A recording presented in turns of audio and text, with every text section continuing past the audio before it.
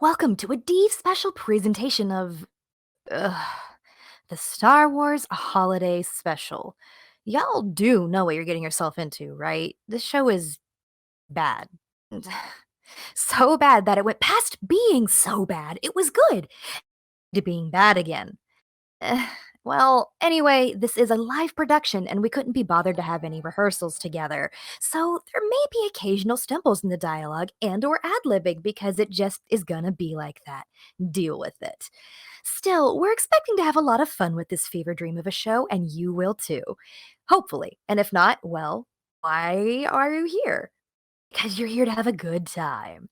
And now, please enjoy, or at least try to enjoy, the Star Wars Holiday Special. Interior Millennium Falcon cockpit. Han and Chewbacca are seated in the cockpit of the Falcon, clearly a lower budget one than seen in the films.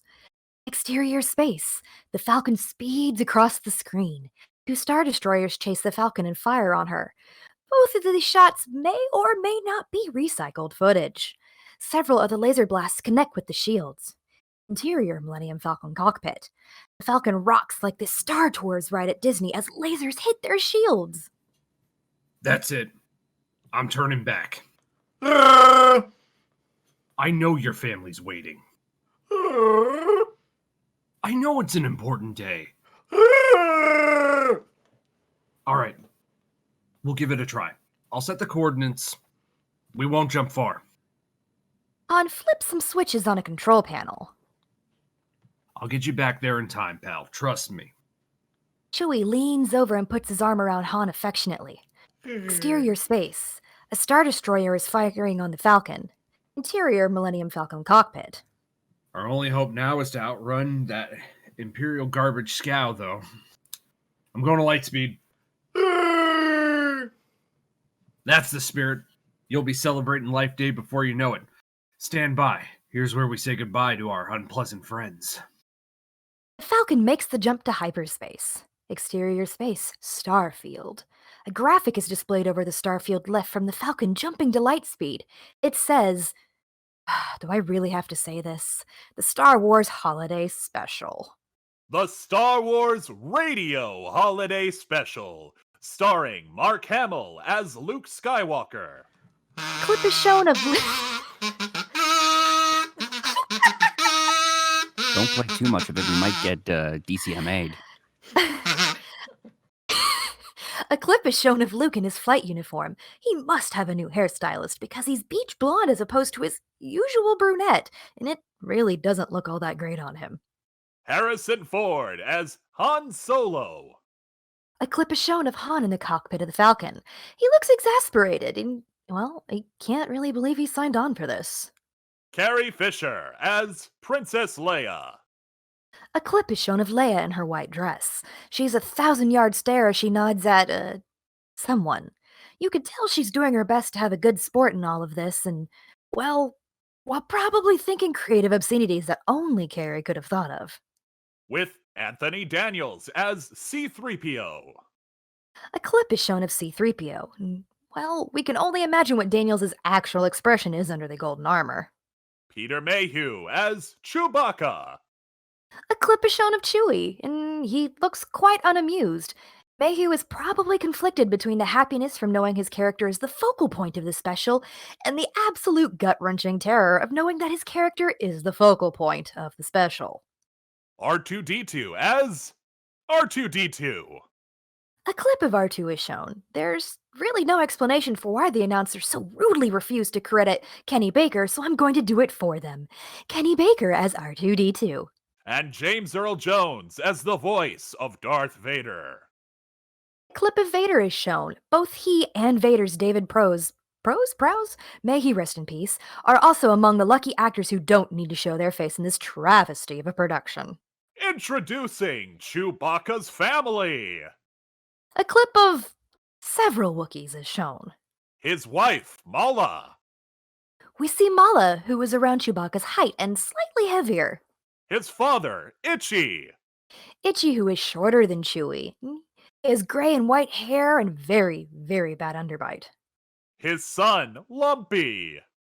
Lumpy, who is a small Wookiee child. with special guest stars Beatrice Arthur, Art Carney, Diane Carroll, the Jefferson Starship, and Harvey Korman. Clips of each of the guest stars is shown. Harvey Korman is shown in multiple roles, and, well, they'll all regret their involvement later. And an animated Star Wars story. It seems the producers couldn't book the actors for long enough to fill the runtime. A clip is shown from the cartoon of Boba Fett on some creature. It's pretty low-budget animation. On Saturday Night Live! I mean, the Star Wars Holiday Special! The original graphic of the Star Wars Holiday Special is brought back up. Exterior, Wookiee home, day. Outside of Chewbacca's family home. I'm sorry, there is immense shitposting happening in our chat. It is a high in the trees, and it looks like a cartoonish painting. It honestly probably is a cartoonish painting. Interior Wookiee home, main living area. Malla is busy in the kitchen. Itchy is sitting in a chair carving X-wings out of wood. Lumpy comes down the steps, flying one of the X-wings that his grandfather has carved.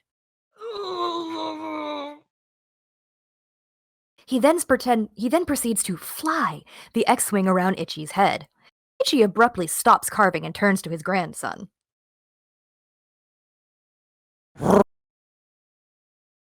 Malla places a full garbage can at the edge of the kitchen and beckons Lumpy.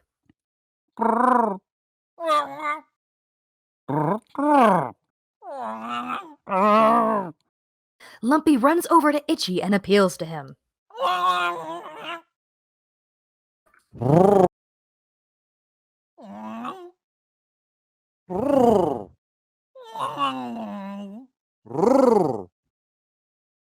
Itchy resumes his carving as Lumpy starts walking towards the garbage can. Halfway there, he begins flying his X-wing again, diverting to a table that has a plate of cookies on it. He picks one up. Malla sees this and makes him put it back. As she turns around to grab the garbage can, Lumpy grabs the cookie once more. He then takes the garbage can from Malla and heads outside as Malla goes back into the kitchen. Exterior of the Wookiee house, porch, daytime. Lumpy exits the door and sets the can next to it. He looks through the railing to the cartoonish ground far, far below. He then looks back into the house to see if anyone is watching. Well, apparently the coast is clear, so he climbs up on the railing and walks along it like a tightrope walker. There really should have been a "Don't try this at home, kids" warning here. Interior Wookiee home, main living area. Malla walks over to Itchy and pats him on the shoulder.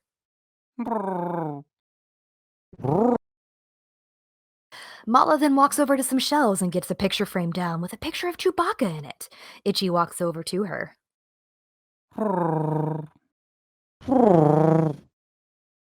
Malla goes back to the kitchen. Itchy gets a cartridge from a shelf and looks around for Lumpy. Lumpy runs up to him. They head over to a hologram table similar to the chessboard on the Falcon. Itchy puts the cartridge in and a strange circus of holographic aliens appear. They dance, do acrobatics, and in general caper around. This is indeed all as weird as it genuinely sounds. You can't blame these circus performers for taking this gig, but you can blame whoever wrote and approved the budget for this completely unnecessary and altogether strange bit. Nonetheless, Lumpy is amused and claps at the end of the show, which burned about 2.5 minutes of screen time. Thank God. Seeing that it's over, Malla makes Lumpy go to the kitchen to dry the dishes. Malla then goes over to a computer console and pushes some buttons on it. Nonsense letter and number combinations come up, and then the message, "You have reached the traffic control," is displayed. She becomes interested and comes over to Malla. She pushes more buttons, and a message saying, "No starships in area," is displayed. Malla switches off the computer. They both then go over to the shelves again and pull aside 2 panels to reveal a hidden communications monitor. Appearing on the screen is Luke in his pilot uniform working with R2 on an engine in a workship. Luke then looks into the camera like they do in the office. What's that? Oh, R2, look. It's Chewbacca's family. Interior workshop. Chewbacca's family waves at Luke and R2 from the monitor on Luke's end. Wookiee home. Interior. Main living area. On the monitor, Luke gives R2 something. Here, keep working on it. Luke gets up and walks towards the monitor. Hello, Malla. Itchy. Hiya, Lumpy. The Wookiees wave at Luke through the monitor. Where's Chewbacca? Whoa, wait a minute. One at a time. Agreeing with Luke there, because goodness, that is a lot of groaning. Itchy continues to growl at Lumpy, and Lumpy walks away mad at him. Malla then explains to Luke what is wrong. Yeah? Something in the workshop begins to smoke. R2 whistles and bumps into Luke's leg. Luke just motions him away without looking. Not now, R2. As Malla gets the picture of Chewbacca and holds it up, R2 beeps at Luke a bit more incessantly. This time Luke notices the smoke, and he moves quickly to the engine. Oh, wait a minute. I don't like the looks of this. Let me get this fixed. Oh, R2, you're supposed to be watching that. There, that ought to hold it, I think. He waves the smoke away and makes another adjustment. What's up? He sees the picture of Chewbacca that Malla is holding. Chewbacca, yeah. Well, bring him to the screen. I want to say hello to him. You don't know where he is? Oh, he's not there yet. Is that it? Oh, boy. Well, all I can tell you is that he and Han left here on schedule. If he's not there now, they're way overdue. There must have been trouble. The engine resumes smoking and R2 resumes beeping. R2, please, this is important.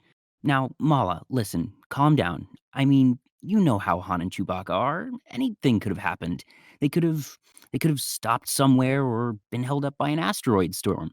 Listen, I wouldn't worry about Chewbacca. I know him, and he hasn't missed a life day yet, right? Well, there you go. He's not going to miss this one either. It's just taking him a little longer to get there. That's all. He'll make it. Come on, don't look so worried. Now, Chewbacca's not going to want to come home to a house full of long faces, is he? Come on, Malla. Let me see a smile. Come on. Malla finally gives in and smiles for Luke. There, that's better. Try to enjoy your life day. I gotta get back to this engine.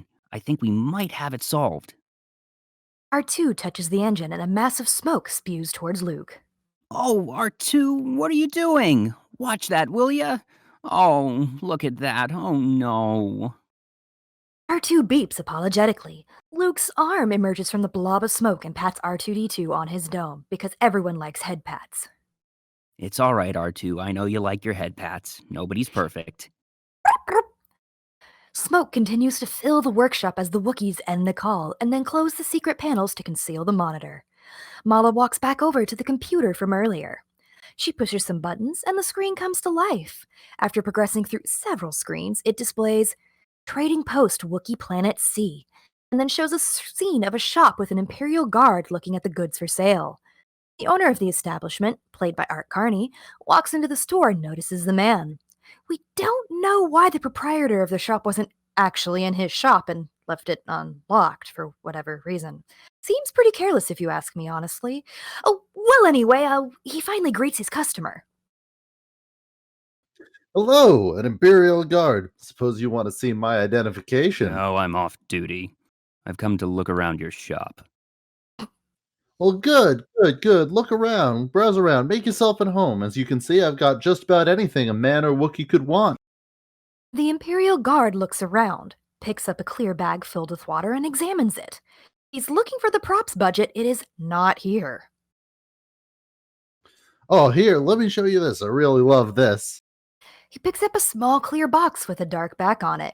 He blows on it, shines it with a sleeve, then decides that is not good enough. No. He picks up another and decides it's not quite good enough either. Not this. He then gets one that has a green base because apparently that's all we could afford, and smiles. Ah, here we are. Here it is. A pocket-sized aquarium. Wonderful, isn't it? He hands the aquarium to the guard, who holds it up to show the fish that are inside of it. And you can take it with you anywhere, and the tank is a snap to clean. I hate fish. He puts the small tank back on the table and browses some more at what is on it. Well, so do I. So do I, as a matter of fact. I take a drink once in a while, but I thought I'd just show you some of the stupid stuff these Wookiees purchased from me. Oh, over here. He walks over to a shelf behind them and gets a shoebox-sized container from it. Here's a hot little item that seems to be moving pretty rapidly these days. Is it a 3000 GPU? Because those new cards go quite as quickly. He walks over to a shelf and sets the box on the table and opens it. A warbling buzzer sounds and makes him look up. Excuse me, I got a wall screen customer. He turns to the wall screen. Good to see you again.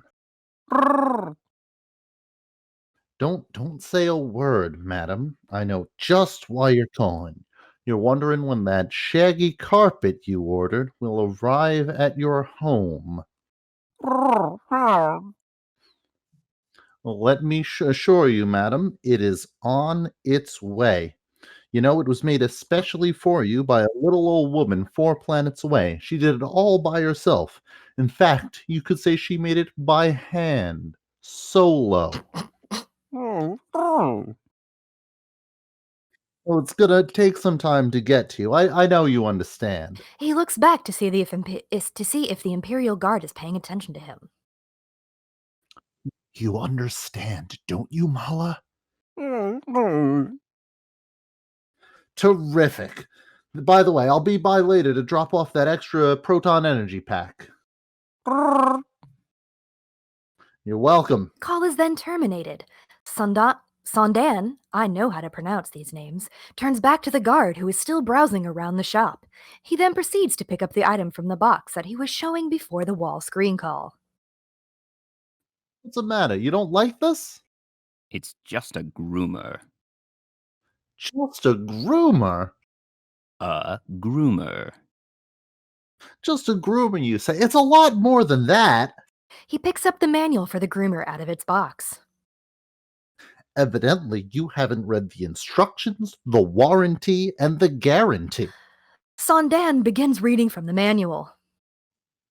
Besides shaving and hair trimming, it's guaranteed to lift stains out of clothing, faces, and hands, cleans teeth, fingers, and toenails, washes eyes, pierces ears, calculates, modulates, and syncopates like rhythms, and can repeat the entire Imperial Penal Code, all 17 volumes, in half the time of the old XP-21. Just the thing to keep you squeaky clean. I use one of these all the time. Really? Sondan glances down at himself and notices how unkempt he looks. Well, not all the time, but some of the time. Oh, another outstanding feature of this little model, you can recharge it simply by plugging it into any ordinary laser outlet. The Imperial Guard takes the groomer from our scriptwriter who has deleted lines in front of my face, from Sondan's hands and puts it back in the belt. I'll take it. Good, I thought you would. Hey, well, would you like to pay me something for it, or give me something in trade? I said, I'll take it. Much like the words in my script, the Imperial Guard turns and leaves the shop with the groomer. Well, that's a load off my mind. Thought I might embarrass you when I told you it was a gift. I don't like embarrassing people. I don't like being embarrassed myself. That's why I don't like to embarrass people. I just said it's just a groomer. Exterior space. 2 Star Destroyers fly across the screen. It's the exact same shot that was used at the start of the special. Interior corridor.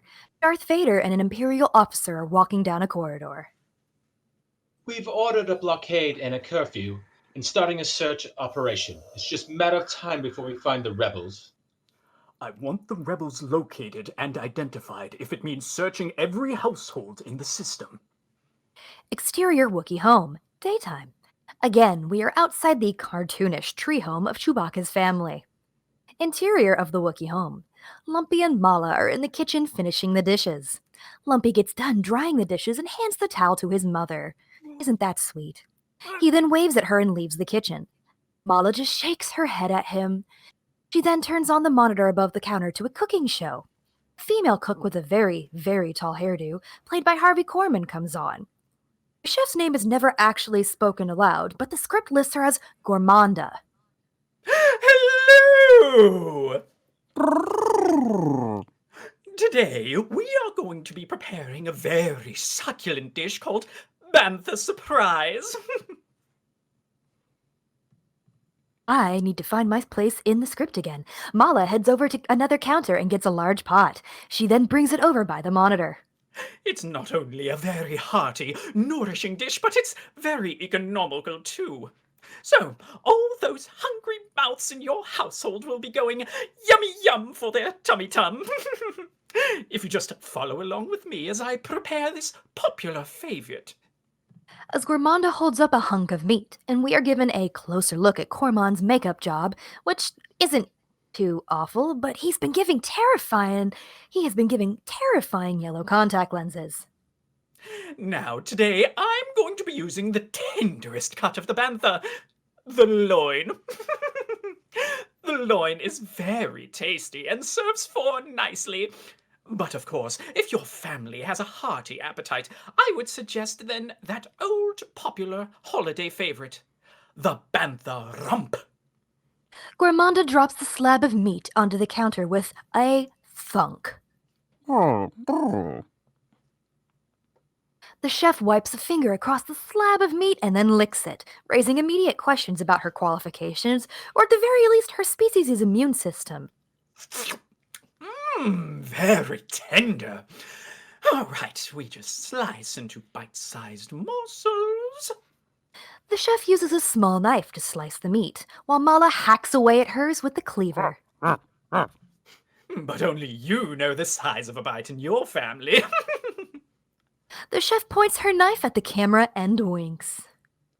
All right, now it's time to put our chunks into our pots. Nicely add a little dash of negamo. Gourmanda tastes every ingredient she names before putting it into her pot. That doesn't seem very sanitary. But it's so very good. Oh, sprig of cilantro. Very nice. Just a bit of tertium. Always nice. And, tertium is nice. And just a little whisper of gelato. Not to be confused with gelato. Oh, looking very nice. Oh, guess what I forgot? A bit of the calorantrum root. Wonderful, exquisite. Just adds that touch of piquancy. There we go. Oh, very nice. Now we add enough liquid to cover. Oh, and guess what we're ready for now? Ooh, the cooking. Step 1. We stir the mixture. Stir, stir, stir, stir, stir, stir, stir. Stir, stir, stir, stir. Very nice. Chef Gourmanda, channeling her inner cooking mama, stirs her mixture with a large spoon. Malla stirs hers as well. Now, step 2. While we're stirring, we also whip. Chef Gourmanda picks up a whip with her free hand. Will she then nay-nay? Malla follows suit. As Gourmanda instructs the viewers, her hair becomes progressively less tidy. So it's stir, whip, whip, stir. Stir, whip, whip, stir. Now, let's try it again together at an increased tempo because precision is very important in this recipe, and we do want a fine consistency, don't we? So, on the count of 1, stir, whip, whip, stir. Stir, whip, whip, stir. Come on, faster all together now. Cooking can be fun. And stir, whip, whip, stir. Stir, whip, whip, stir. Oh, having fun, having fun. Oh, having fun. Oh, nicely now. So, step 3, we also have to beat our meat. Oh, well then, I thought this was a family production. A third hand comes out from behind Gourmanda. The actor playing the extra hand misses the mallet they are reaching for, then moves just a few inches and finds it. So, it's beat, beat, beat, stir, whip, beat, beat, stir. No, that's not right. That's an improper beating technique. Oh, here we go. Stir, whip, whip, whip, stir, beat. Yes, there we go. Stir, whip, whip, stir, beat. Ha ha ha ha ha ha ha ha ha ha ha Oh, coming along nicely, such phrasing. Oh, starting to have a fine aroma. Oh, I did not think this through before the words exited my mouth. Oh no. A fourth hand appears from Gramanda. I feel like they're cheating at DDR right about now, and puts a finger to her nose to stop the sneeze. Caught it just in time. Now, at this time, I usually like to taste the broth, so we'll have a little taste and see how it's coming along. Gramanda uses her fourth hand to pick up a ladle, scoop out some broth, and taste it. Malla picks up her whole pot and sips directly from it. Little bit more tertium. Ah, there we go. Little bit negavo. Yes, little turncle. One for the pot. Coming along very nice. Wonderful. Coming along nicely. Man, I do swear that this is supposed to be a PG-13 show. Malla then gets frustrated in attempting to keep up with the chef that has twice as many arms as she does, and shuts off her monitor. She then takes her pot and puts it on the floor. The sound effect here used sounds like the pot is empty? Whatever. Exterior space. Several TIE fighters are attacking the Falcon. The ships exchange fire and one of the TIEs are destroyed. Interior of the Millennium Falcon. Inside the cockpit. Good hit. Chewie puts his arm around Han. Han then smiles at Chewie in return. The cockpit is rocked again from laser blasts. About those jump coordinates. All right. The coordinates weren't the best. No shit, Sherlock. Out of the frying pan and into the fryer, huh, pal? How should I know we'd come out of hyperspace in the middle of an Imperial convoy? At least with these fighters, we got more of a chance. However slim. These are not the festive lights I had in mind. You can say that again. This is one life day we won't soon forget. Wait, I lost control of the remote cannons. Are you serious? I'm going to have to run back and operate the aft gun manually. Stay on things here. Why do I always think that taking you home for life day is going to be easy? Hell if I know. Honestly, hell if I know at this point, with Chewbacca going from grunting to reading out these hyphenated lines. Interior of the Wookiee home, main living area. Malla is staring at the picture of Chewie while Itchy sleeps in his chair. A loud buzzer sounds and wakes him up. The two look around in alarm as the wall screens turn on and an Imperial officer appears on it with a psychedelic background. Attention, all viewers. Due to suspected rebel activity in the Kashyyyk planet, the Empire has declared martial law. A blockade has been set up around the planet. No ships will be permitted to land or take on further notice. To find out more, stay tuned. Oh my goodness. A knock is heard at the door. Malla takes Lumpy to the kitchen as Itchy goes to answer the door.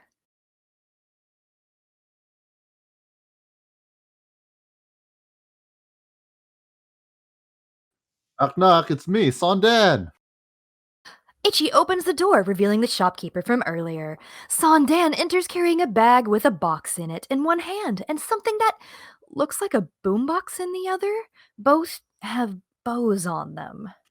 Hi, Itchy. Brought you that proton pack. You know, for the whatchamacallit, the thingamabob. The mind evaporator. That's it, the mind evaporator. Boy, am I glad to see you folks. How are my favorite Wookiees today?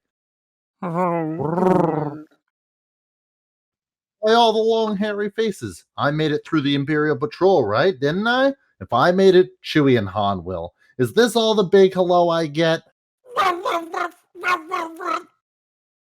Lumpy breaks the tense mood and gives Dann a hug, because everyone likes warm hugs. Dann takes the box out of the bag and hands it to Lumpy. Want you something special, short stuff? You want it? You got it. Happy Life Day. I love to make a Wookiee happy. Lumpy takes the box and runs upstairs. And now, for the lovely lady of the house. He then picks up the boombox. Of course it is. Happy Life Day. Malla starts to take the box from him, but Dann holds on to it. Now wait a minute, not so fast. What does an old friend get? Well, Malla gives him a kiss on the cheek, and he gives her the box. That's extortion, everyone. that's more like it. Interior of the Wookiee home, Lumpy's room. Lumpy runs up to his bedroom. There are toys scattered all over, including a large stuffed bantha. He opens the box and pulls out some kind of electronic do-it-yourself kit. Interior of the Wookiee home, the main living area. Itchy, I know what you'd like. Itchy and Dann walk over to the mind evaporator. It is a chair with a helmet and visor. Itchy sits in the chair. I'll insert this proton pack. And that's what they said. Dann inserts the proton pack into the back of the chair. Now then, Itchy, I thought you might like this. It's one of those it's real hard to explain. It's real wow, if you know what I mean. You old dog. Put that right in there.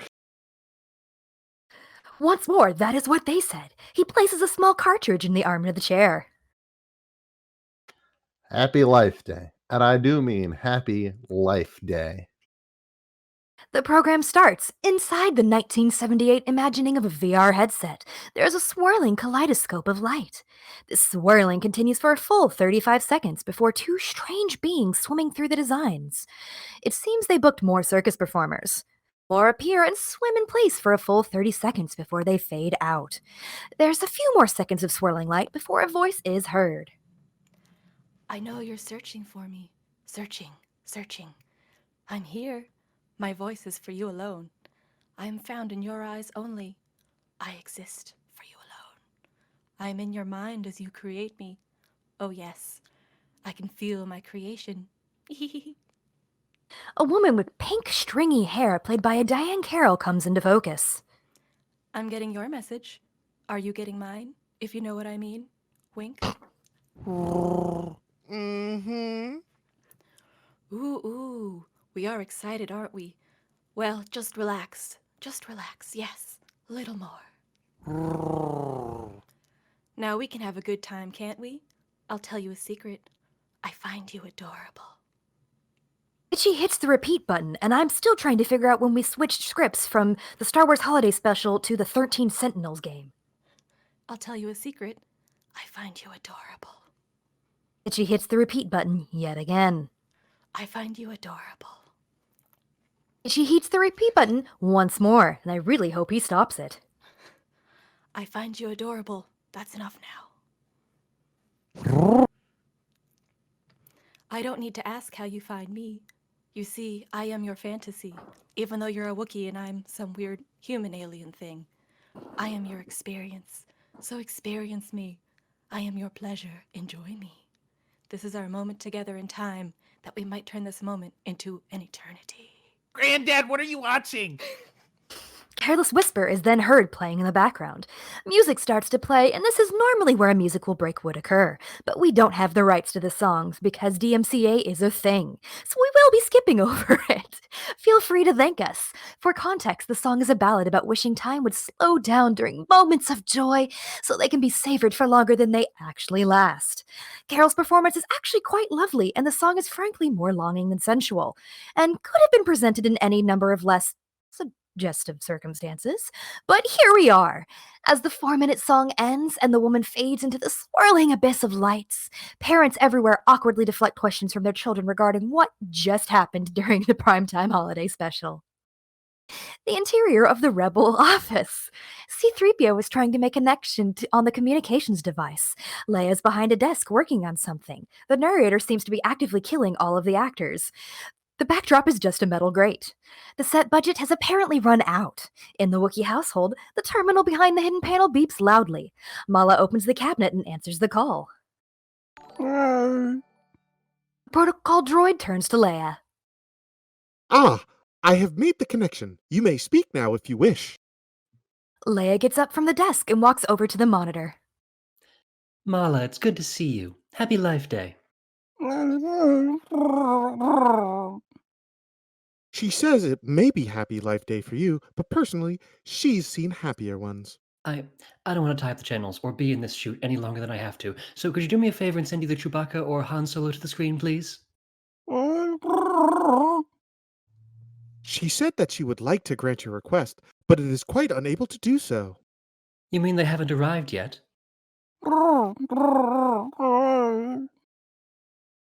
She says there has been no contact. How like men. Yes, I think I understand her message. Right, girl? Right? Right. That Imperial patrol must have been giving them more trouble than we bargained for. Oh, Malla, are you alone? If you would permit me, no, she says she's not alone. She's with a friend.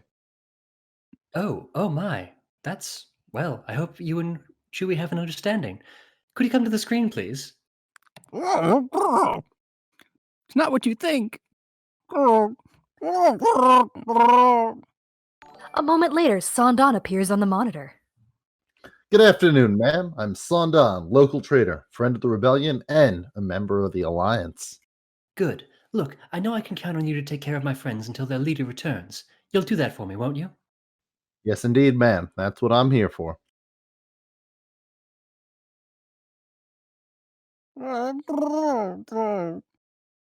Malla puts her arm around Saun affectionately. I really hope there's some communication happening in this couple. She says she's expressing her warmth towards the trader, and if you and Han are also interested, that conversation from last year's Life Day can still be on the table.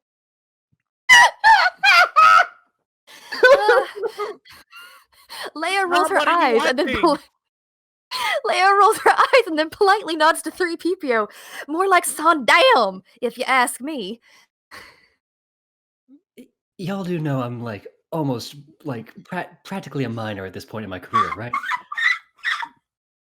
Look, I can see you're in good hands, Malla. I'll contact you again soon. The call ends. Now then, what's that I smell? Oh, could it be one of those famous Wookiee cookies?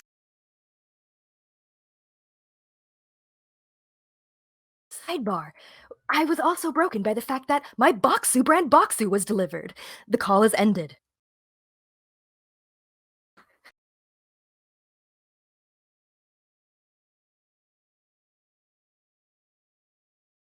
You're further down. I am further down. They head towards the kitchen, leaving the panels to the communications monitor open. Interior of the Millennium Falcon cockpit.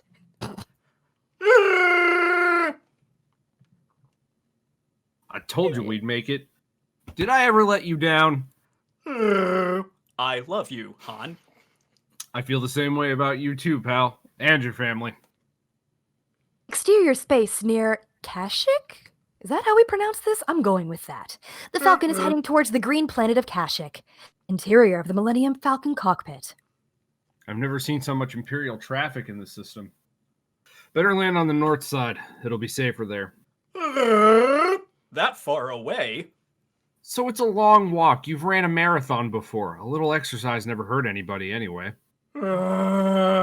Exterior space around Kashyyyk. The Falcon enters the planet's atmosphere. Interior of the Millennium Falcon cockpit. Happy Life Day. Happy Life Day, pal. Exterior surface of Kashyyyk. The Falcon then flies over a forest on the surface of the planet Kashyyyk. I wonder how many times I'm going to say Kashyyyk. Interior of the Wookiee home, Lumpy's room. Lumpy looks up at the sound of a ship flying overhead. He's very sad it is not his grandfather's headset, but he'll get there eventually. His eyes light up. Interior of the Wookiee home, main living area. Malla and Saun are seated at the table as they hear the sound and stand up excitedly. Sounds like a starship. What I tell you, must be Chewbacca now. Malla and Lumpy meet at the door and open it only to be greeted by two stormtroopers pointing blasters at them. I didn't order that. The stormtroopers force their way in, followed by an Imperial guard and officer. Saun walks quietly over to the secret communications monitor and closes the panels to conceal it, while the other officer silently walks around the living room, just barely keeping the fourth wall intact as he revels in his brief moment in the spotlight. When the guard determines his superior is done with his grand entrance, he approaches the officer holding a tablet. This unit is occupied by 4 Wookiees, 2 adult males, 1 adult female, and 1 male child. The officer snaps his fingers, dismissing the Imperial Guard, and then walks over to the Wookiees and Saun down. Where is the other Wookiee male? Officer, maybe I could be some help there, sir. Who are you and what are you doing in this Wookiee's house? Oh, I'm a traitor in this district. See, the truth of the matter is she had a terrible fight with her husband, and he just stormed out. Your identification, please. Uh, I said your identification. Oh, identification. Yes, it's a very important thing. Identification. I never leave the shop without my identification. It's very important. Just in times like this. Saun, damn! Fishes around for his ID. The officer wordlessly takes the tablet from the guard and snaps his fingers at a stormtrooper. He seems to really enjoy snapping. Is this West Side Story now? The stormtrooper points his blaster at Saun Damn's face. I found my identification. I think it's in my pocket. He pulls his identification out of his pocket and hands it to the Imperial officer. Search the dwelling. The officer snaps again. Goodness, we really are hitting a lot of genres today. At this point, we weren't sure if he's snapping to be dramatic or because he forgot some of his lines. Either way, the stormtroopers spread out and search the house. Officer, you may notice that little leather case that I carry my identification card in. I whipped that up myself. It's a pretty fast-selling little item. One of the stormtroopers searches the shelves surrounding the hidden communications monitor. Well, some people like to keep things clean and neat, and that's why I have a little leather case for my identification card. As a matter of fact, if any of you guys want a couple of these leather cases, I've got a couple extra ones here. The stormtrooper pulls open one of the panels that conceals the communications monitor, but in true stormtrooper fashion, misses the fact that the other panel opens, so he closes it. Oh, officer, that picture you're looking at right now was taken quite a few years ago. That's one of me. I gained quite a bit of weight since then. The Imperial Guard kneels down in front of Lumpy. Hello, little guy. Where's your daddy? Hey, they have no respect for authority. I mean, you did just call him Daddy. The guard pulls his arm back to strike Lumpy, but Malla steps forward. Saun Dann runs over and separates them. Excuse me, I beg your pardon. Maybe you know my brother's boy. He's a member of the Imperial Militia. Must be around 24 or 25 years old by now. Loves the service. Great little guy. Sorry, Space Cat. Your identification is order. You can go now. Thank you very much. I just have a little more work to finish up here, and oh, by the way, while I'm finishing up here, why don't you boys take it easy, relax, put your feet up, and make yourself at home. Wookiee food isn't the greatest, but I'm sure I can whip something in the kitchen. We can all eat. You don't mind, do you, Malla? Malla, would you come into the kitchen and help me? Malla goes to the table to get her boombox. On the way to the kitchen, are we going to have a rap battle? But the guard pulls it away from her and examines it. What are you doing with that thing? That's a very delicate piece of workmanship. Saun Dann goes to the Malla as the guard puts the machine back on the table. All right, Malla, it's all right. The slightest jarring will mess up the whole works. You're going to play around with it. Let me show you how. Saun Dann reaches towards the machine and a stormtrooper points his blaster in his face. That is quite rude. Relax, I gotta turn it on, don't I? The guard motions for the stormtrooper to back off. The stormtrooper complies. That's a rarity. Sit down and enjoy it, okay? Saun Dann pulls a chair out for the guard. The guard then sits down. Okay, here we go. Saun Dann opens the front of the box, which folds down. He messes around with it needlessly. We can't tell if he's trying to buy time for Malla or screen time for the special, which honestly sounds more likely. He then sees a bug and claps it in his hands. drops it to the floor, and stomps on it. Will you get on with it? Okay. Yes, get on with it. Get on with it. Get on with Get it. on with it. Get on with it. As the narrator, I say put a sock in it. Dann then pushes one button on it and walks away. The box starts to produce music, and the guards sit back down in front of it. With the beat of it, a small pink light flashes. Ooh, a hologram of Jefferson Starship appears. Were they booked for their musical talent or because they had Starship in their band name? Nobody really knows. But regardless, once again, due to the intergalactic copyright laws, we are, for better or worse, unable to play the accompanying song. The pinklit performance is pointless, but passable, and succeeds in eating a whopping 4.5 minutes of screen time. Thank God. As the music ends, the band disappears, and Dann walks back over to the guard. It's still not clear if he was buying time for any in-story related reason. I knew you'd like it. The officer approaches Dann once again, looking impatient. Your work here is finished. You may leave now. I guess you're right. It's about all I can do for now.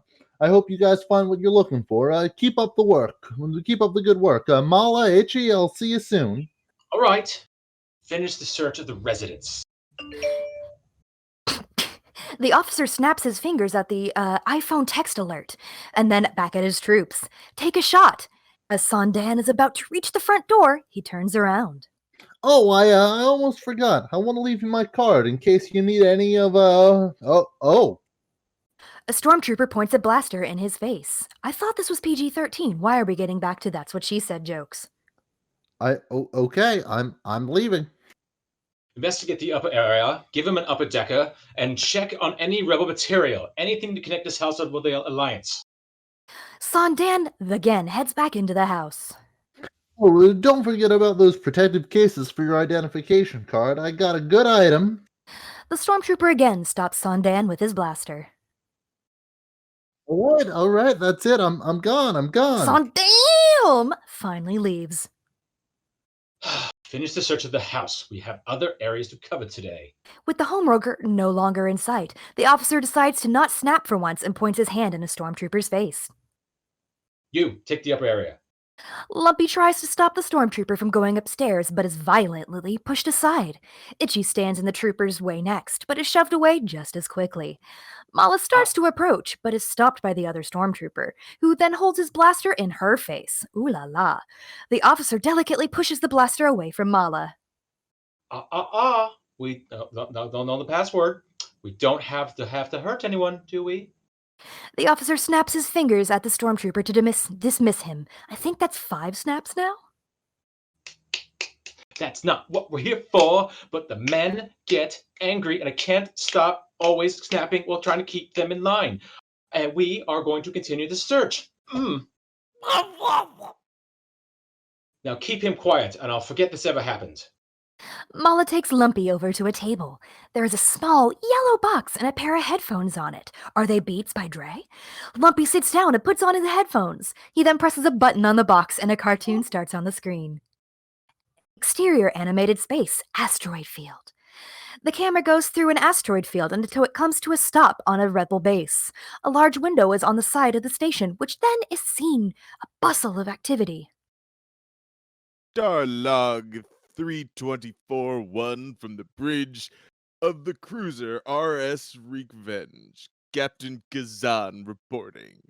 We are awaiting the return of Captain Han Solo and his first mate, Chewbacca, who are long overdue on a delicate mission to acquire the mysterious, mystical talisman which has been sought out by forces and by the Empire.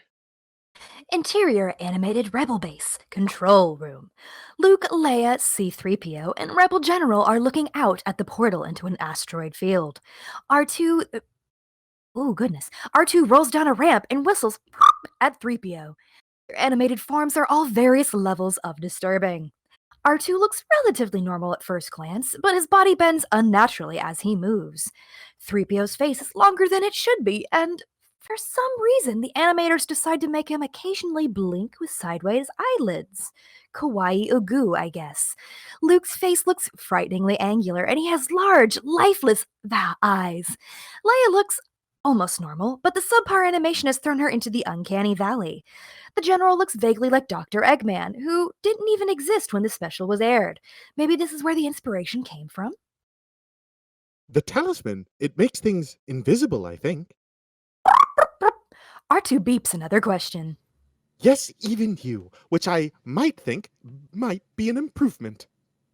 A red alien with a headset is sitting at a communications console. On the monitor, a blip is heading towards their base in the asteroid field. We've picked up something. It's the Millennium Falcon. They're coming out of light speed. I can't make contact. Try a lower channel. The radar gives way to static and then fades into a view of the Millennium Falcon's cockpit. Chewie is seated at the controls, and Han can be hanging upside down in the background. Plassy. Falcon, do you copy? Come in, Falcon. It's Chewie, but where's Han? I can't see him despite the fact that the narrator clearly said he's visible in the background of the video. That's him hanging upside down. I can't seem to make radio contact. He's on a collision course. Princess, we're in mortal danger from hedgehogs. Hedgehogs! Falcon, do you copy? Do you have chili dogs? Over. The blood is rushing to my head, Chewie. You're right, General. We need chili dogs. And I can't understand what Chewbacca's doing.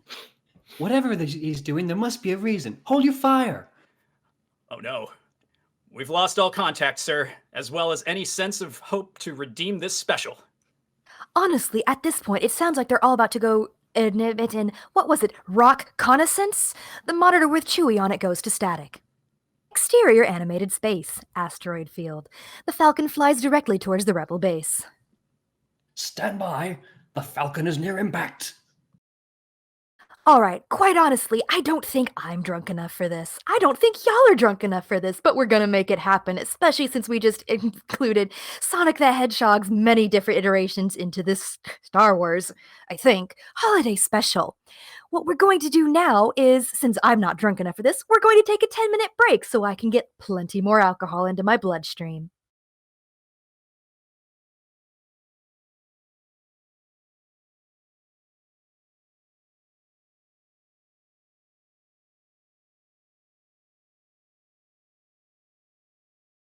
All right, everyone, and welcome back to our radio drama presentation of... why are we doing this again? The Star Wars Holiday Special. Where were we? Well, first and foremost, we here at Radio at Digital Era Twitch would like to wish a belated happy birthday to Edorina, who has been wonderful, and thank you for joining us. And we're going to continue on. Where were we? Yes, an acid trip animated short with Chewbacca apparently betraying the rebellion. Good times! The Falcon is about to crash into the space station and put us all out of our misery. Thank you. But regrettably, it changes directions at the last second and speeds away. Interior animated Rebel base. Control room. I'm going after them.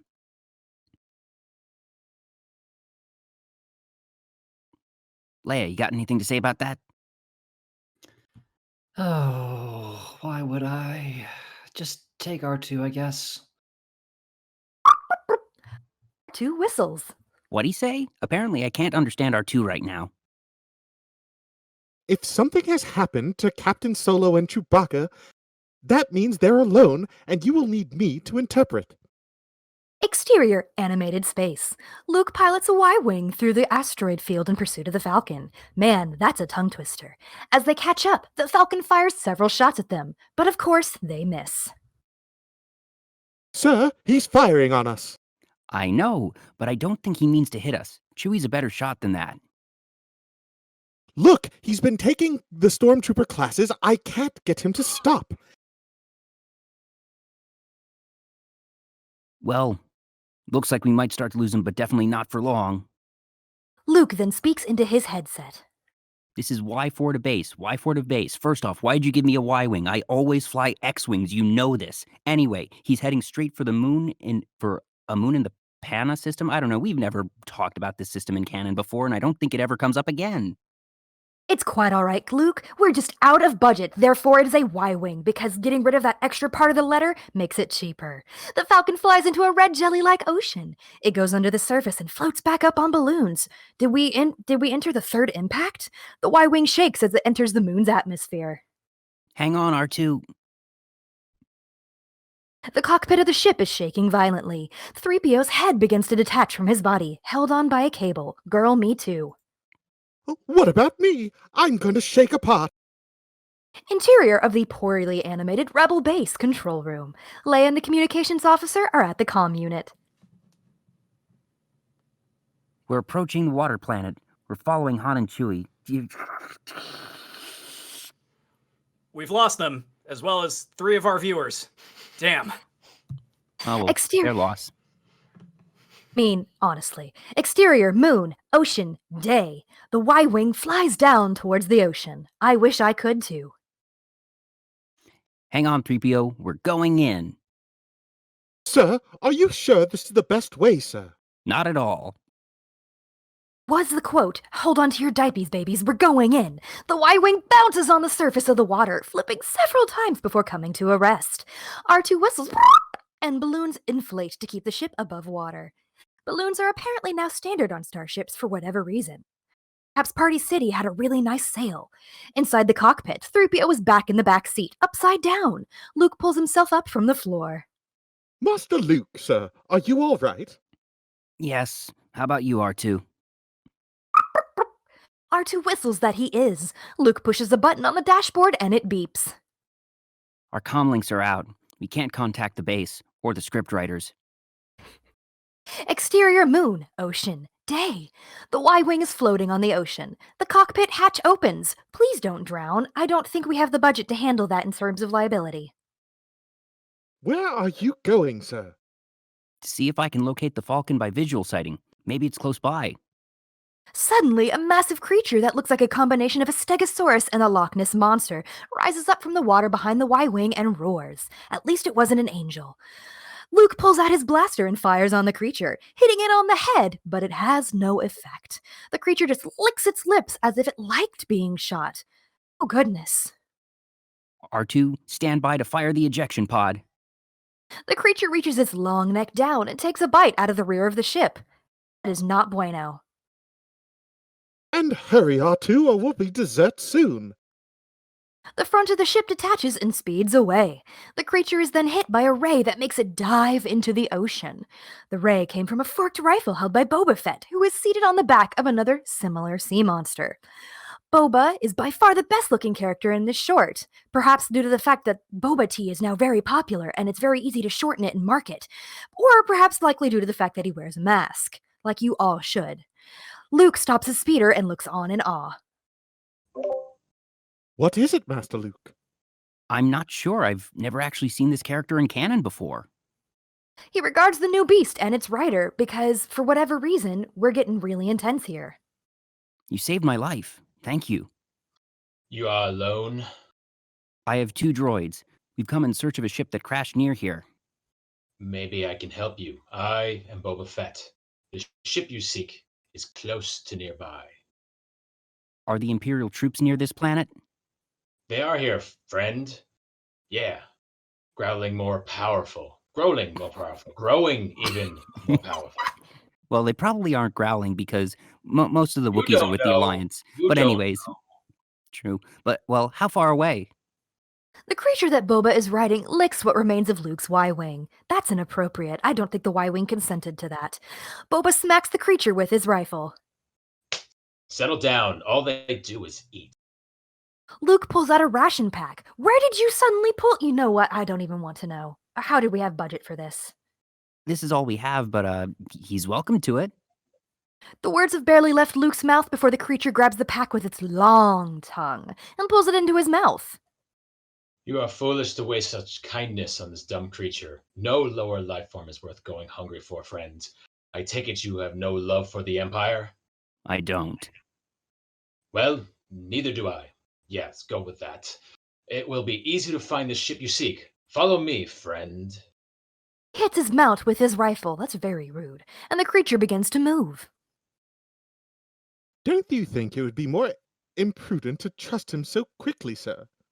He's our only chance. And besides, he seems like a friend, totally trustworthy, not suspicious at all.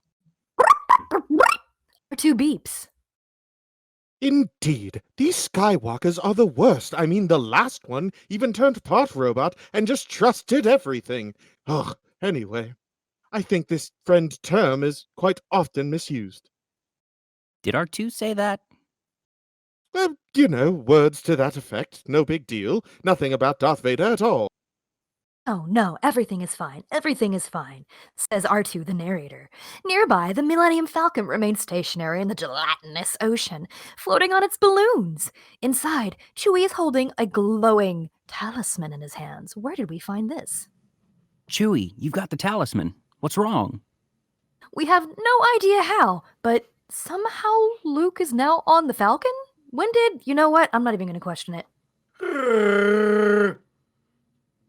We now see that Chewbacca is standing near a reactor and is preparing to yeet said talisman into it. No, don't destroy it. It's apparently a whatchamacallit, a MacGuffin? As Chewie drops the talisman into the reactor, as just like, you know, those hobbits did with the ring, Luke begins glowing and then slumps to the floor. The talisman. Boba sees Luke on the... I'm going to start calling him Fett at this point, because every time I say Boba, I get a little hungry inside. Boba sees Luke on the ground and fires a rope from his wrist at Chewie, tying him up. Ooh la la. Boba, no! His safe word is...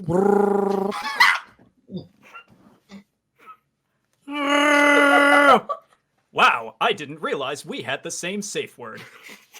Don't hurt him, Boba! What did he do to Luke? Boba releases the rope that is holding Chewie because the safe word was uttered. R2 then whistles. He didn't do anything. R2-D2 has detected a contamination. This is why you must clean all of your toys. Chewie delicately picks up Luke and carries him down a corridor before reminding everyone that this is a PG-13 broadcast. Quite right. Forgot for a second. It must have come from the talisman. R2 says it's some type of sleeping virus that only affects humans. Put words in my mouth. Yes. Chewbacca hangs Luke upside down next to Han. He says the only way to keep them alive is to let the blood rush to their heads. I know this sleeping virus the Empire uses on its enemies. Crikey. They have remedy for it in the city. I could get you some of it for you. Oh, hell no. Not without me. I'm afraid Chewbacca insists on going with you. You'll only get in the way, but if you must, come along. Ba-da-da! Boba Fett has acquired a Chewbacca. Exterior animated moon. Ocean near city. Day, I think? I'm not really sure. This animation is really poor. Chewie and Boba Fett ride his creature towards the city. When they arrive, they climb up into the city through a duct. How does that even work? You know, I'm not going to question it any longer. Exterior of the animated city. Street. Day. Boba Fett and Chewie are standing in a doorway of a building. Are many aliens milling about the city. Is that a Windermerian over there? You stay here while I get the serum. I said stay, friend. Luke trusted me and I'm your only chance at getting out of here alive. Do you understand me, you walking, talking hairball? As rude as it is, Boba then walks away from Chewie and makes his way through the streets until he sees a shop with a sign advertising the serum. Awfully convenient if you ask me. Star log update. Although Boba Fett quickly localized the serum for the sleeping virus, we have no idea of his real plan. Localized? I didn't know that was a thing. Perhaps he located the serum. Boba then goes to a public communications terminal and inserts a card into it. I guess that's what happens when the script is being adjusted by our script writer, as with this little pink thing moves around. Darth Vader then appears on the monitor. I have made contact with the rebels, and all is proceeding as you wish, Lord Vader. Interior of the no longer animated bit, non-animated Wookiee home, main living area. At this revelation, Lumpy has a fit and starts howling. I didn't know Wookiees howl. Goodness! The Imperial officer hears him and walks over to him.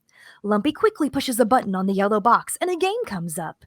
Oh goody, I've always wanted to play Pokemon. Apparently he can't be seen watching this cartoon? Ah, licensure, that's a thing. Perhaps Lumpy is viewing actual events that they didn't have the funding to do in live action, or perhaps it's considered rebel propaganda. Regardless, Lumpy clearly doesn't want to be seen viewing it. What is this now? Oh, that's all? Just some silly game? Lumpy nods and the officer walks away. Lumpy pushes another button and the cartoon comes back on. The interior of the animated Millennium Falcon. 3PO is checking on Han and Luke with a very, very strange device. 3PO, did you get consent for this? Yes. Their metabolisms are slowing down. I wonder what's keeping Chewbacca. I tried to find them on the view screen. R2 plugs his arm into the view screen controls. Darth Vader then appears on the monitor. Anakin? I mean Darth Vader? Good work, but I want them alive. Now that you've got their trust, they may take you to their new base. Goodness, betrayal? Are we shocked? No, I'm certainly not. The monitor begins alternating between views of Boba Fett and Vader. It seems that in trying to find Chewbacca, R2 hacked into just the right communications channel at just the right time. How convenient and not at all contrived. This time, we'll catch 'em all. I see why they call you the best bounty hunter in the galaxy, especially because I'm certain you did not make this communication on a public communications box. Obviously, that would be ridiculous. Oh no, what will we do now? Glossing over the Pokemon references, we're going to go back to the exterior of the animated city during the streets of the day. Or is it in the streets during the day? I don't know anymore. I've clearly had a bit to drink. A group of stormtroopers march by where Chewie is still holding and hiding in the doorway. He's not actually concealed. It's kind of impressive if they managed to do so. He's just got his back against the wall. If the stormtroopers had turned their heads and actually paid attention, they'd have clearly seen him. But Fett then returns. I have the serum. Chewie sniffs the air as if he smells something like a rat. We must leave quickly, friend. Exterior, moon, ocean, day. Boba Fett and Chewie flee the city on the sea creature. They are quickly followed by an Imperial gunboat. How interesting. The boat fires on them and misses. It's crewed by stormtroopers after all. Boba Fett then pulls out his blaster and fires on the boat. He too misses. Boba Fett, I thought you were talented. Come on. Get your consolidated fecal matter together.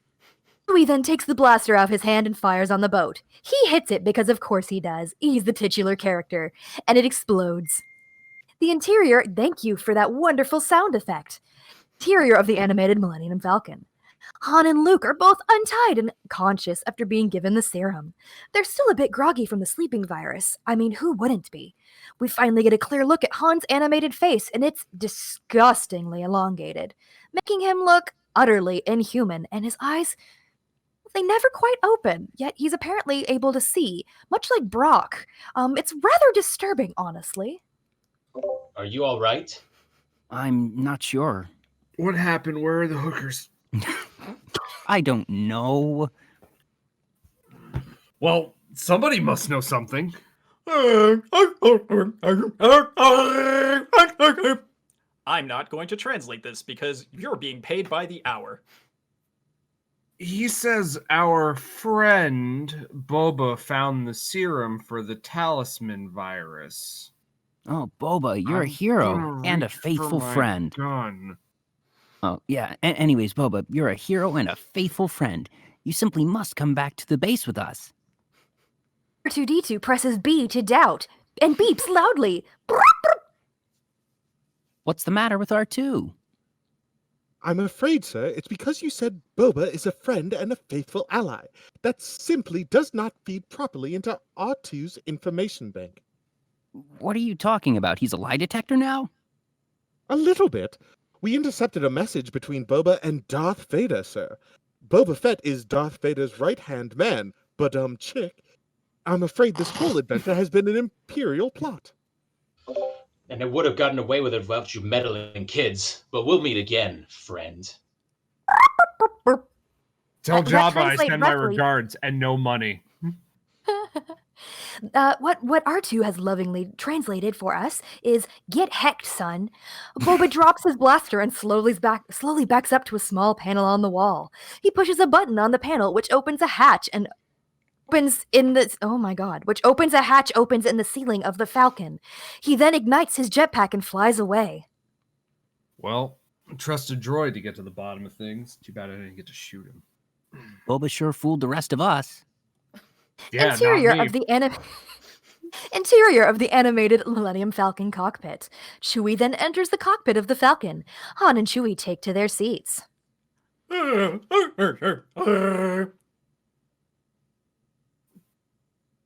beg your pardon, sir.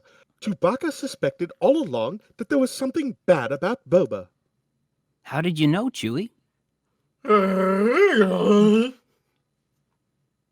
Chewbacca holds his nose, but then puts his hands on his sides and bends over like that one SpongeBob meme.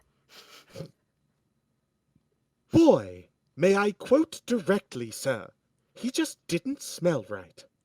Almost like After you a got brief on pause to explain the meme, due to what seems to have been an audio misalignment, everyone laughs as if Chewie's comment was a hilarious joke, even though they weren't around to see him sniffing around and being silly looking, and the fact that Chewie has never actually raised any concern, potentially pulling them all into danger. Exterior of the animated space. The Falcon flies from the planet and heads for space. I thought they were trapped in a gelatinous ocean, but you know what? I'm not questioning it any longer.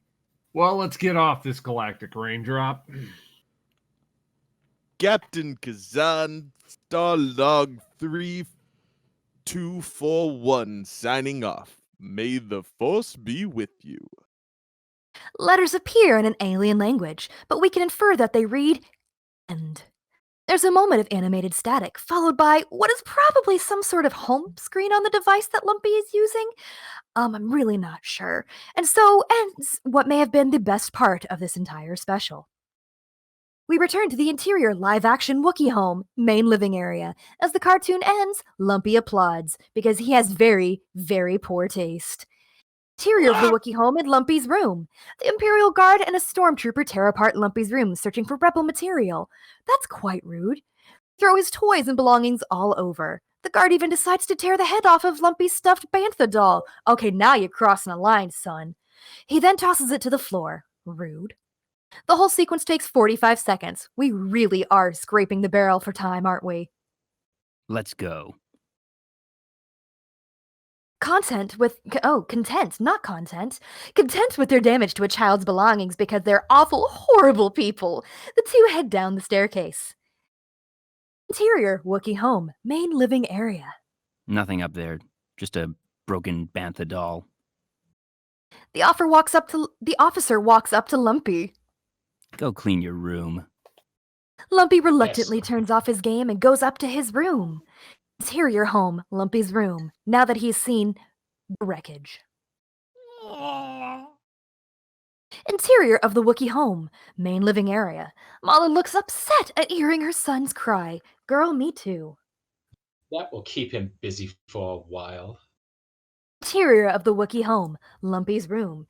Lumpy sees his Bantha doll in pieces. He picks up the head and hugs it to his chest. As the narrator, I'm mildly uncomfortable at the fact that seeing this awkwardly named Wookiee crying over a doll is giving me emotions and feelings. Maybe it's the alcohol talking. He picks up the Bantha's body, carries the parts over to his bed, covers them with a blanket, and kisses the Bantha's head. Oh goodness, this got very dark very quickly. And an idea occurs to him, and he begins searching through the debris, eventually finding a cassette that came with his gift from Sean. Damn! He inserts it into a monitor and displays an assembled mini transmitter. A woman's voice begins to speak, and the camera pulls back to show a man, played by Harvey Korman. This product was packed under strict quality control on the system Amorphia, and this instruction cassette provided by the manufacturer. It offers a unique chance for consumers everywhere to meet an Amorphian being. The motor abilities of Amorphian citizens are frequently impaired by malfunctions which results in a temporary loss of power. This in no way reflects on the safety of our product. Rather, it should serve as a guarantee of our high standards of long wear and durability. Sophie Corman's character, who appears to be a normal human, which is very strange and, sus, as they say, but is suggested to be whatever the heck an Amorphian is, begins speaking. The gentle sound of a motor seems to be emanating from him. Thank you for selecting our brand of mini transmitter. If you assemble it properly following the instructions I'm about to give you, it will provide many years of fun and valuable services.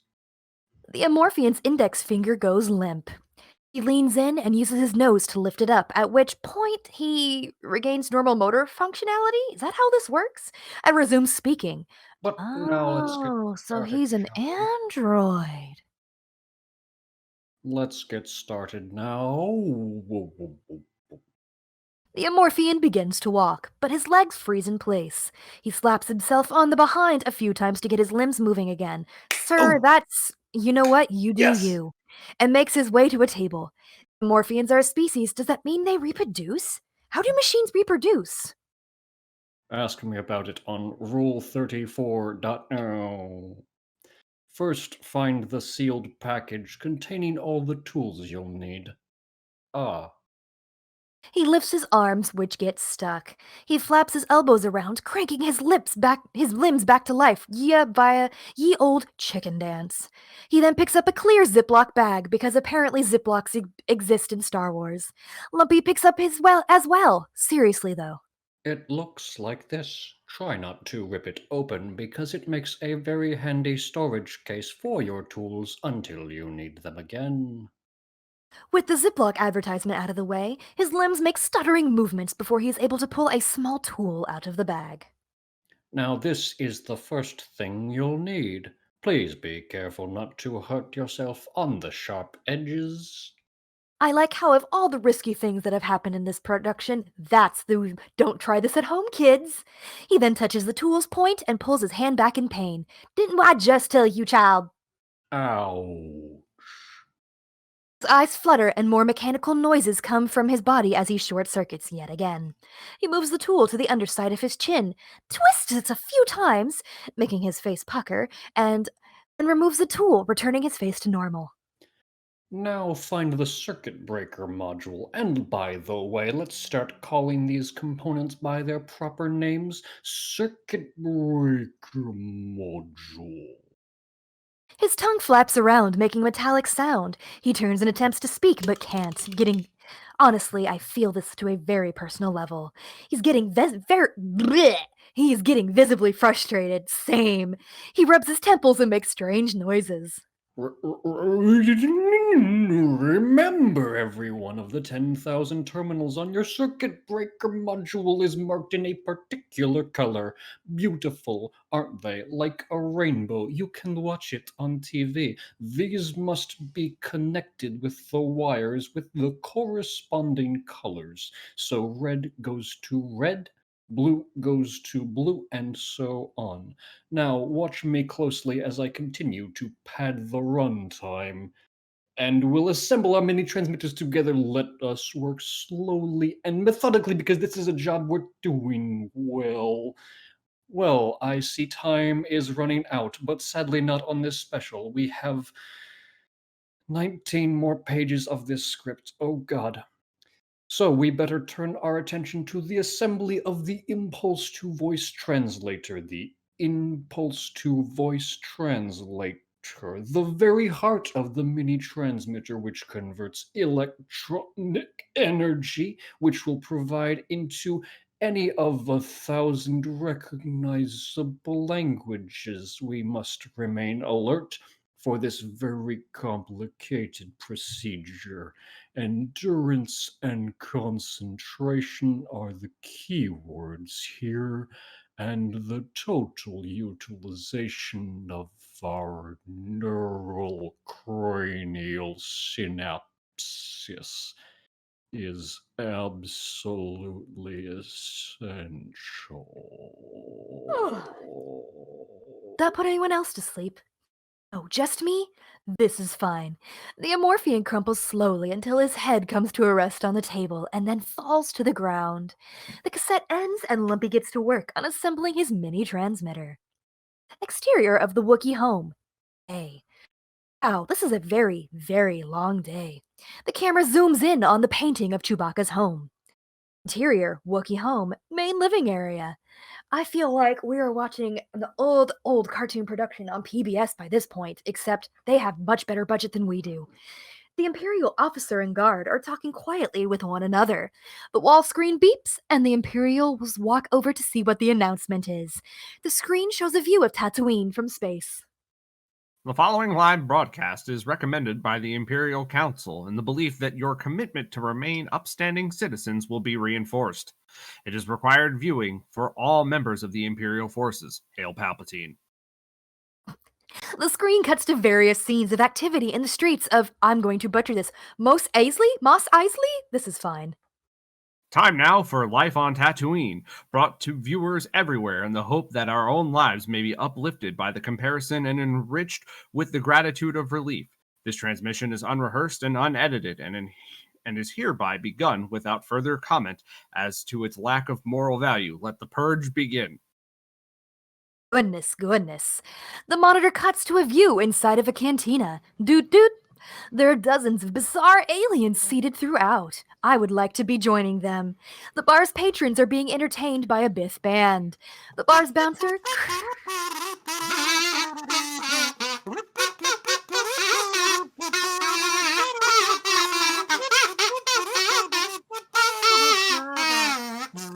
The narrator is going to interject as to prevent from some DMCAs here.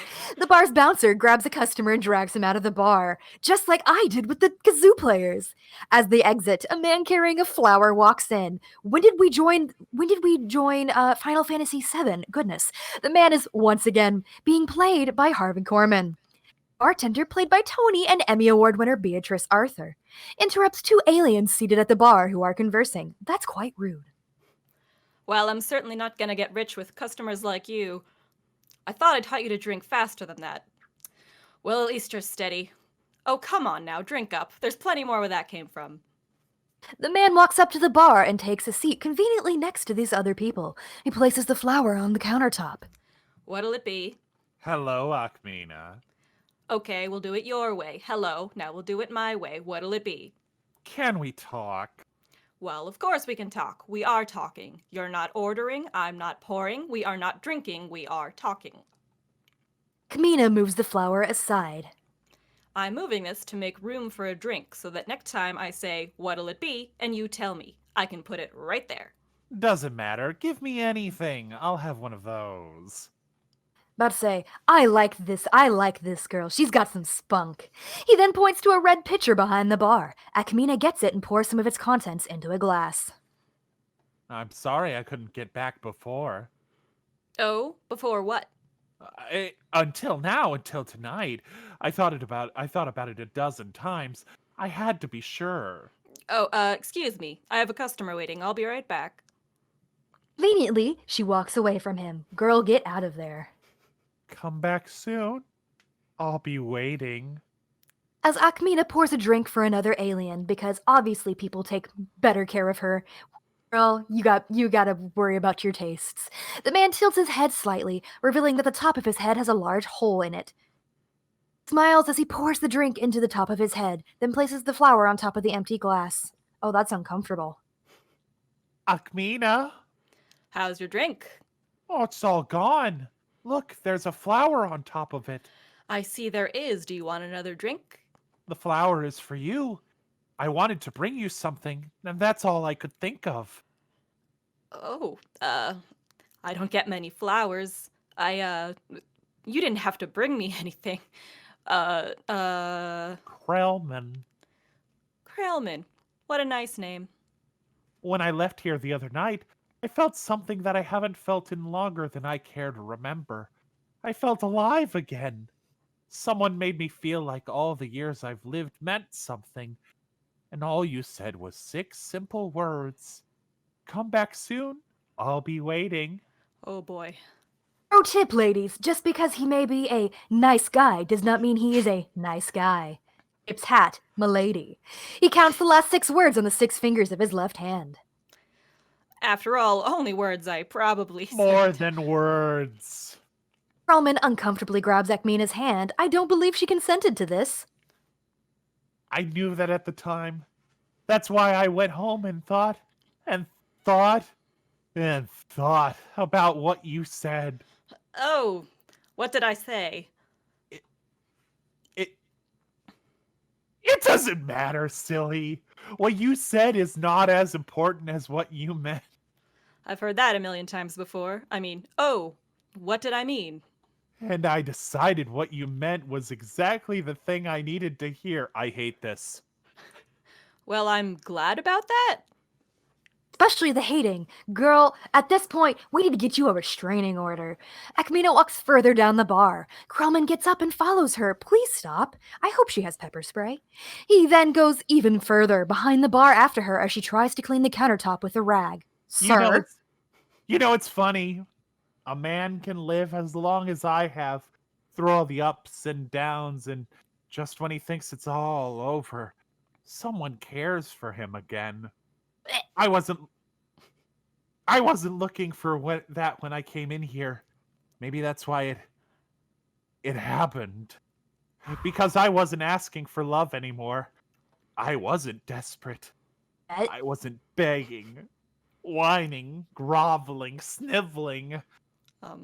I just came in here for a drink, and I found a lot more. Friends and family in the chat, please do not follow in Krellman's lines and orders because this is a bad, bad way to hit on someone. He then hugs Ackmena from behind, and he is more than a creep. I, as the narrator, am actual goosebumps. I am so uncomfortable and no longer buzzed. Bad touch, Krellman. Krellman! She disengages herself from this embrace, probably doing it rather forcefully in the most physically rude possible. Listen up, Krellman. Krellman, you're kind and sweet and terribly attractive, but if you're saying what I think you're saying, you felt you meant I thought you needed to hear, then I have just one thing to say. I did not. Ackmena, don't do this to me. Now, please look, I have customers. She motions for him to go back to the other side of the counter, and he complies. See? Just listen. Yeah. Why don't you sit down, stay there, finish your drink, have another drink. This one's on me. Yeah. Krellman is back in his seat, contemplating his life choices. Hopefully it involves no longer stalking Ackmena. Ackmena then pours directly from the pitcher into the top of his head. Now, you stay just as long as you want, but I have business to attend to. I really have no time for anything else. Someone really wrote this into something officially branded Star Wars, and someone else actually approved of it. She then puts the pitcher down and walks away. You'll change your mind. I just know you will. 6 simple words. I could wait forever to hear it again because I know. Hello, police? I'd like to report a murder. A customer at the bar gets up and leaves. Ackmena waves farewell. Come back soon, I'll be waiting. Krellman looks disenchanted, pulls his hood up, and puts his head down on the bar. Sir, we still calling the police. The wall screen beeps, and an Imperial officer appears on it. Perfect timing. Music and conversation stops as all attention is turned to the wall screen. Due to increased activity among subversive forces and this weird guy at the bar, we are placing a curfew on the entire Tatooine system. Tatooine, I knew that word, system effective immediately. All inhabitants will return to their houses at once. This is not a plague, but still wear your mask. These orders will remain in effect until further notice, says our governor of California. Says, please, the entirety of everybody. Behave. All conversation resumes in the bar because obviously they don't like hearing that they're doing something inappropriate. Ackmena then walks over to the bandstand. Okay, Barbarine, take a break. He says something back to her. I hope it's far less intrusive as the other gent. Well, I don't know how long, maybe forever. They're closing me down again. The band rises angrily. Please, I have enough aggravation. All right, one more round before you leave, and this one's on me. Torque, see what the boys on the bandstand will have. The bouncer from earlier heads over to follow her order. Ackmena goes back behind the bar and approaches 2 aliens who are speaking in their native dialect. Gentlemen, I don't know how to tell you this, but I guess the wall screen said it all. We're closed. The aliens just outright ignore her, because obviously that's the proper thing to do here. Of course. She raises her voice to speak to everyone. Gentlemen, I guess you didn't hear what I said. The Empire has closed us down. She shouts at the bar as a whole, and yet nobody pays attention to her. Now, I know this sort of thing happens all the time. I'm sure it's just temporary. Fellas, the party is over. The party may be over, and you don't have to go home, but you can't stay here. Some of the patrons continue and start to throw trash at her. I don't get any respect at all. How dare you? You stop that. Torque comes to her aid, preparing to grab the aliens that threw the trash. Stop, Torque. It's all right. I'll reason with them. Goes over to 2 more aliens seated at the bar. Kelbo, Zutmore. Come on, you guys. Haven't I always lent you money? They continue their conversation as if she wasn't there. That's even... there's been a lot of rude things in this script, but dang, son. She walks over to a table where Ludlow and a Rodian... where Ludlow, a Rodian, is seated. Bloodlow, you of all creatures. Please do me a favor and leave. I like how it went from Ludlow to Bloodlow within the few lines of the script. Bloodlow looks down at the table and ignores her. Bloodlow, you're heartless. I'll pay attention to you, Ackmena. Be gone, thought. Goes to another table. Thorpe, after all I've done for you. Short memory, eh, Thorpe? Just looks away from her. Short memory. She goes to yet another table. This poor girl. I hope she's getting tipped well. Old Plasma, do you remember the time that... I don't believe we've ever met. The alien shakes its head as 2 aliens enter the bar. We're closed. I said we're closed. Look, I'm sorry. We are closed. The Empire just imposed a curfew on this planet. Everyone has to leave right now. One of the aliens points a blaster at her. Torque staunches over and twerks, but Ackmena is unfazed. No, Torque. It's not the time for twerking. I don't want any more trouble. You, take care of the door. The 2 aliens go into the bar and take a seat. The crowd begins to pound their empty glasses on the tables. All right. I can take a hint. We'll have one more round. This one's on the house. Stop banging the tables and cheer, because obviously they're listening to her, but they just don't care. She heads back behind the bar as the band starts to play again. I'll run a tab for the Empire. Ackmena pours a drink and begins to sing. And you know what? The song is actually pretty good. This must be where the budget went. It's basically the Star Wars version of Closing Time, where Ackmena sings about everyone having one more hurrah before parting ways, and Beatrice Arthur is completely in her element. Regrettably, we still don't have the rights for this song, but we do highly recommend that you look it up when you have the chance. It's called Good Night, but not Goodbye. Now, suffice it to say that all the patrons enjoy one more drink and finally make their way out of the cantina. Ackmena makes her way to the bar and finds that one patron still hasn't left yet, because obviously the nice guy has not gotten the hint. Krellman is standing behind the bar, holding out the flower, smitten once again. Take the flower, Ackmena. No! Back in the Wookiee household, the would-be propaganda piece ends, and the Imperial officer's comlink beeps. He takes it out of his belt and extends a 3-foot-long antenna from it. Are we compensating, sir? Return to base. Hey, return to base. But is it the database? Interior Wookiee home, Lumpy's room. We see Lumpy in his room, pressing buttons on his now assembled transmitter. It seems that he is the one sending out the recall signal. Interior Wookiee home, main living area. Message received and obeyed. I'm glad that our scriptwriter caught my joke there. The officer then puts the comlink back on his belt and turns to his men.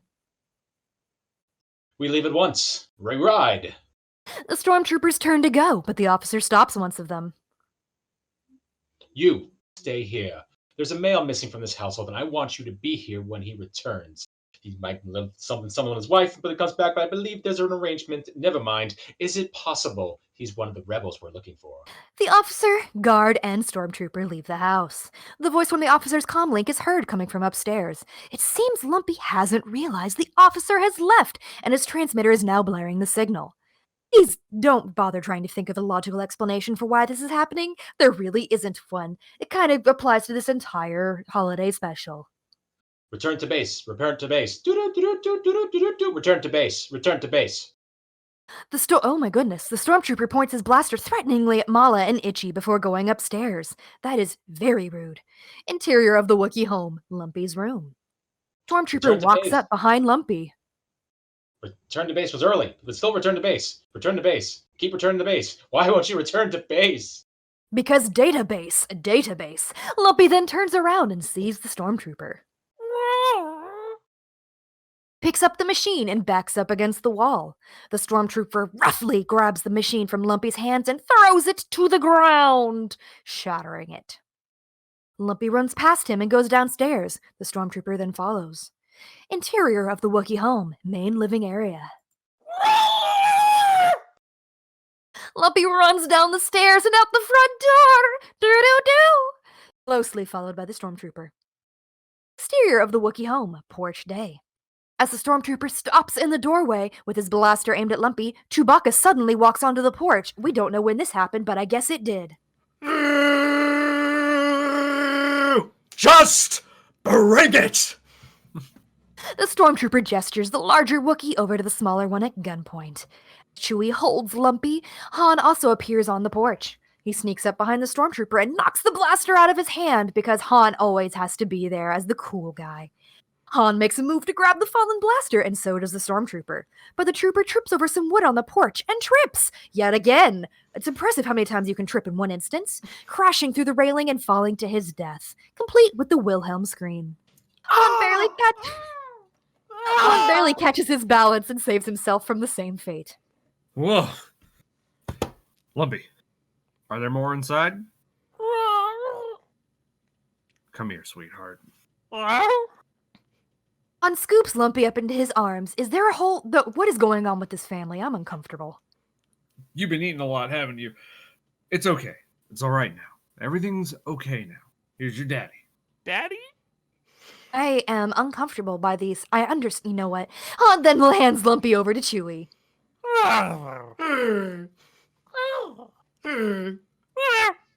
Boy, has he grown. My arms are already tired.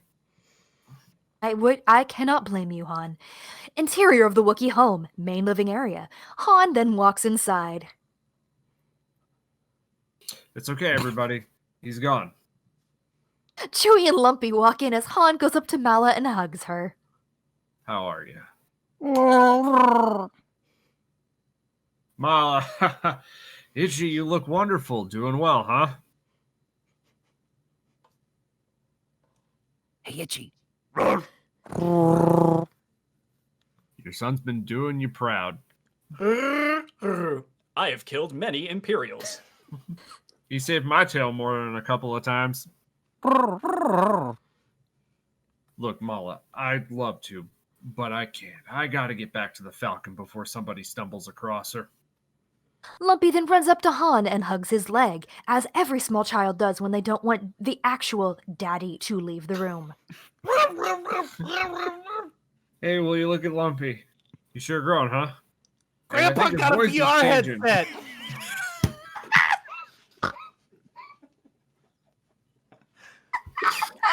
Come on. Well, look, I gotta go. Have a nice life day, but be careful. A lot of troopers in the area. Chewie, check and see if the coast is clear, will you? While Chewie double-checks the porch, Malla takes Han's... Ugh, that's a mouthful. Malla takes Han's hands in hers. Girl, you are getting around. You're like family to me. Chewie turns inside as he finishes his sweep of the porch. Malla, Lumpy, and Itchy look at Han lovingly. This is an extremely uncomfortable family. Unable to put their feelings into growls. I know. Bye. Han turns and walks towards the door before things get even more uncomfortable since there are minors present. Han stops at the door and then looks back at Chewbacca. Okay, pal? Okay. Han turns back to the Wookiee family and waves. Bye, everybody. I'll be back to pick him up later. Make sure you feed him. Make sure he gets a good rest, too. Since this is a Christmas special, nice reminder, do not feed them after midnight and do not get water on them. Exterior of the Wookiee home. Han and Chewie then turn and walk through the door. Wait, what? Why did Chewie go with Han? Hold up. You know what? This is fine. Exterior of the Wookiee home. Porch, day. Han and Chewie embrace. It's actually a pretty heartfelt moment. Well, pal, be careful. Han sees the stormtrooper's blaster on the ground. He picks it up and tosses it off the porch. Man, you could have at least kept some sort of, trophy. They'll be looking for him. Take care. Han then leaves and Chewie goes back inside. Interior of the Wookiee home, main living area. Chewie closes the door and picks up his bowcaster. His eyes meet Malla's.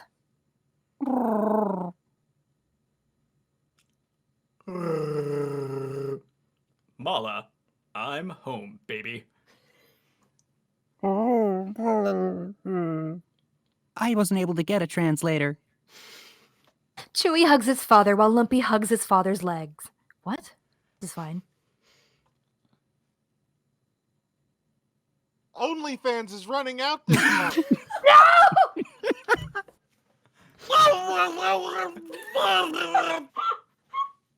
Lumpy and Itchy step aside to sidebar and completely sandbag. Chewbacca walks up to Malla and puts his arms around her waist. The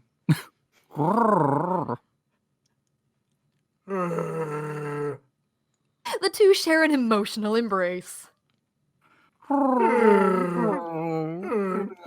Heartwarming reunion is interrupted by a knock at the door and the narrator. Chewie, God, y'all, this is a night. Chewie cautiously approaches the door with his bowcaster at the ready. The door slides open to reveal the homewrecker, Sean. Damn! You son of a sure bitch. know how to make a guy feel welcome. Chewie lowers his weapon and takes Sandan's hand. Glad you're home, Chewbacca.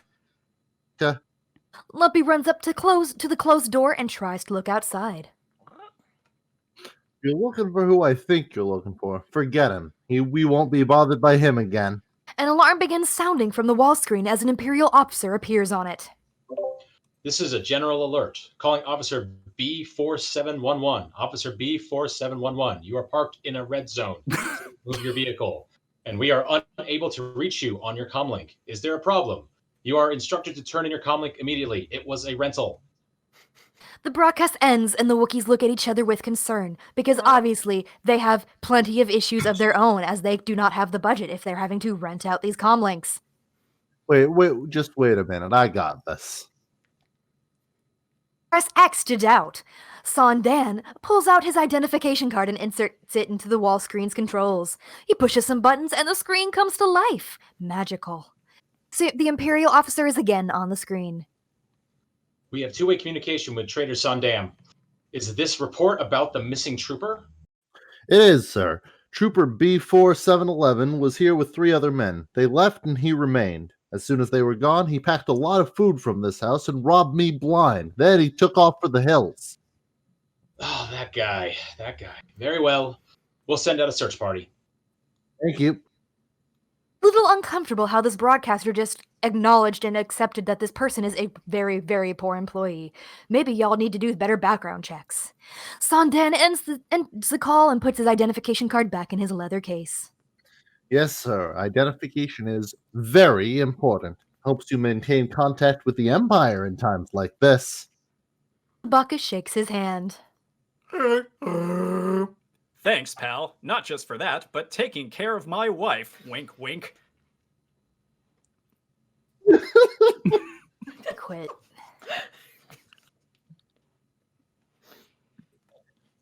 Lump. Grunt! Did you? Chewie? Malla? Oh. Mommy? This day is for you. Have a wonderful celebration. Lumpy goes to Dann and oh god, and hugs his leg. Lumpy, love you have a legs. problem. I like legs. And may the Force be with you. We had to get the line in there somewhere. Strange that this random nobody character is the one to say it. Shandan turns and leaves the Wookiee home. The Wookiees all go to a shelf and each get a glass globe that shines with golden light. The lights in the room dim as the Wookiees gather together. They are then lit by an increasingly bright, shimmering light. Are we about to begin a disco party? They raise the globes into the air. Exterior space. The Wookiee family are standing in front of a starfield, dressed in red robes, still holding their glass globes. Haha, I like rhyming. It's unclear how they got there. The scene cuts to a procession of Wookiees walking among the stars, heading into a bright light. I thought you're not supposed to look into the light. If any of explanation of what's going on was ever in the script, it was definitely cut out. Interior Wookiee ceremony hall. Dozens of Wookiees in red robes are gathered together at what appears to be the base of a large tree. Is this Wookiee cult? God, I'm not approving this. The area is filled with the sound of Wookiee growls. R2 and 3PO are on a raised platform at the end of the hall. The two go over to Chewbacca, who is also on a platform. Happy Life Day. Chewbacca bows respectfully to them. C-3PO then turns to Chewbacca's family. Happy Life Day, everyone. And we're certainly glad that we're allowed to celebrate it. R2 Yes, whistles. R2. Yes, R2. There's a line missing here in our script. I'm just going to whistle more. Indeed, at times like this, R2 and I had wished that we were more than just mechanical beings in the eyes of the state, but we did support Proposition 8, so everything should end up just peachy keen. R2 definitely whistles along. And really were alive, so that we could share your feelings with you. Luke, Han, and Leia all come out onto the platform. When did y'all get invited? I don't remember this. Leia runs over to Chewie and hugs him. There's still no explanation of why they're the only non-Wookiees that have the privilege of invading this seemingly holy ritual ground, but or how they got there with the glass globes that every Wookiee seems to be carrying. Chewbacca. Hi, Luke. Love the hair. Did you get highlights? Oh yeah, glad you noticed. Chewbacca, we were so relieved to hear that you were all right.